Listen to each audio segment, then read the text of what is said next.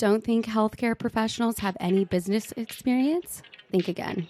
No topic is off limits as we share tales from our brave hosts who will always tell it like it is. We are #NoFilterHealthcare. Here to guide you through your healthcare journey are your hosts, Taylor Dunn and Tamara Donda. We want to thank our sponsor, Uptime Health, the leading healthcare equipment and compliance management software company, for bringing this podcast to fruition. Visit uptimehealth.com to learn more.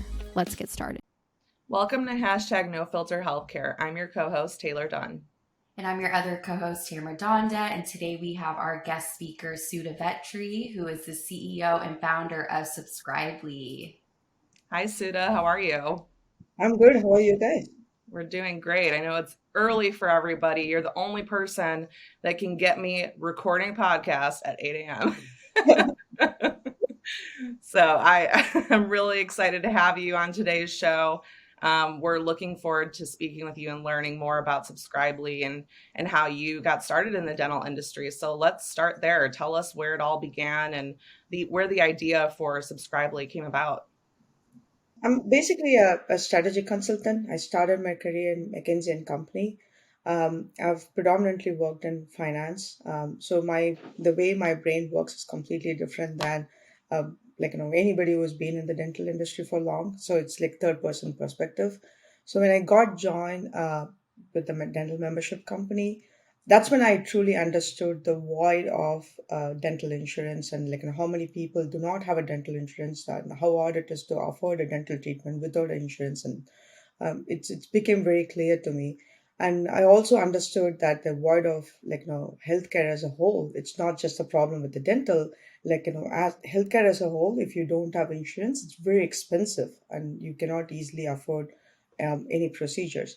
Then we decided, okay, how about similar to a dental membership program or a discount dental plan, why not offer that to solve the entire healthcare problem to begin with? And that's when we started Subscribely. We created a subscription platform to offer to non-insured patients or as a complementary insurance to cover all the preventive care. So dentistry and healthcare happened to me, I would say. It's been a fun ride thus far.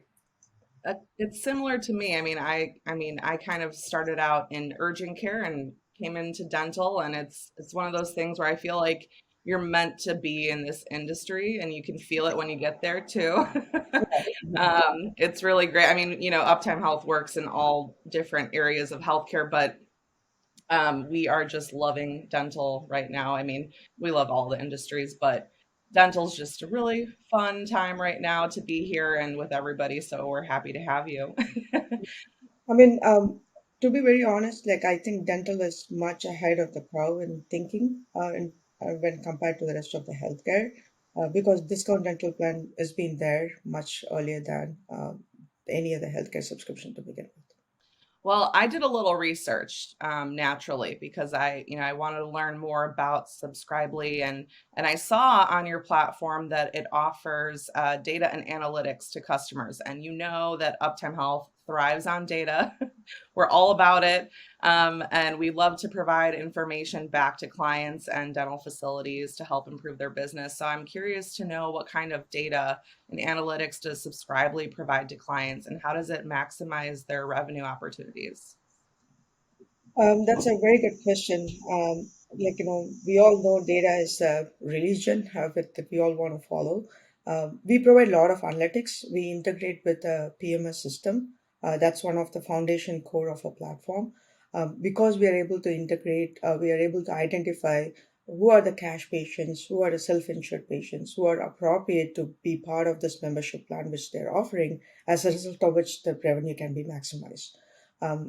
The idea is you want to make sure that when a patient funnel is put in place, you bring in the right patient into the funnel, so the funnel of patient is retained and they're not churned away, right? So in order to bring the right patient into the funnel, you have to identify the right set of patient population who will benefit from the membership program to begin with, and we are able to understand that by integrating with the PMS data. So we are able to pull a morning huddle report, which pulls all the cash patients who come into the practice, and we provide that data to the front desk So they're able to successfully identify, okay, like this patient will maximize from subscribing into one of the membership program what they're offering. And we also turn around and reflect that to the patient as well, to say how much they have saved by end of 6 months or a year. If I send you data saying, hey, Taylor, you subscribe for a $300 plan, but you save $2,000 like in procedure, then that becomes a no-brainer for you to renew the subscription program. And the same thing, when a patient is subscribed for $300, when I show the practice like what's a lifetime value, what we created, and how much treatment that they've accepted, it becomes a routine for them to even promote the membership plan because they understand the value of from the both the hand. So it becomes very comprehensive for us to provide this data. I think that's so powerful because, if you're not able to provide information back that's meaningful to the patient, it doesn't make any sense. I mean, I wish that there was more opportunities, in other ways for that, where I can actually see where my savings is coming from when I subscribe to things. So that's really unique. I love that you can actually break down the data and put it together in a way that it just shows the value immediately. So, okay, my favorite question to ask, hashtag no filter. I want to know, you're an entrepreneur. Tell us about one of the biggest challenges that you faced as an entrepreneur and how you have overcome it. Oh, that's a good question. So basically, prior to working in a startup, I've always worked in a very big companies. Like one thing, the luxury of working in a bigger company is you have a front end team and a back end team, and you have army of engineers working on your product. And coming from a product background, it's very hard for me to truly create a MVP that is meaningful. And like one of the key rules in a startup is you fail fast and you learn fast, and you're doing that with a lean team, right? Like there were times where I try to put in like a sprint, which is 10 people worth of work, and and it gets easily burnt out. And it took me a while to understand, okay, we are not building a product for 2 years from now. We're building a product for 4 weeks from now. Like, what did I learn in the last 4 weeks and what is going to create value to the patient and the provider? Let's roll that out and then learn and then iterate and then go and build it back. Right. So it's a very different methodology and like the cap that you have to wear. But I think I'm sort of used to this now. In a year, we have done like 60 plus sprint. So with practice, you get used to that. And there are times where like the engineering team will come and pull the plug as well, saying, okay, I know without this doesn't make sense. So let's combine this. We have to put in weekends worth of work to make it happen.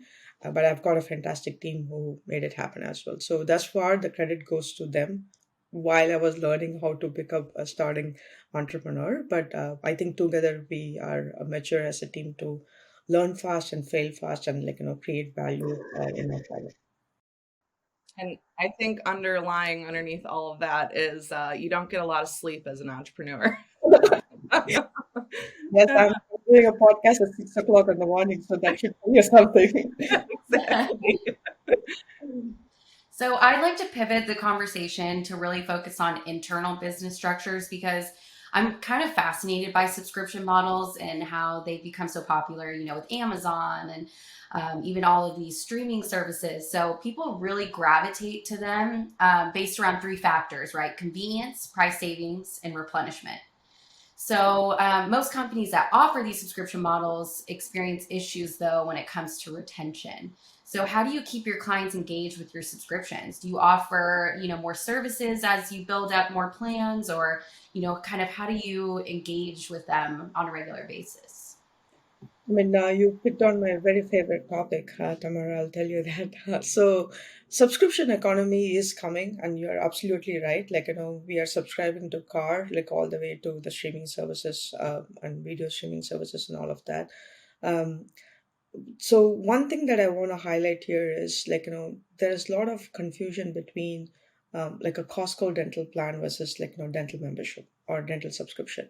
One is you pay an annual cost which is like $70, and then you pretty much walk into the office and everything what you get is like a discount thereafter, right?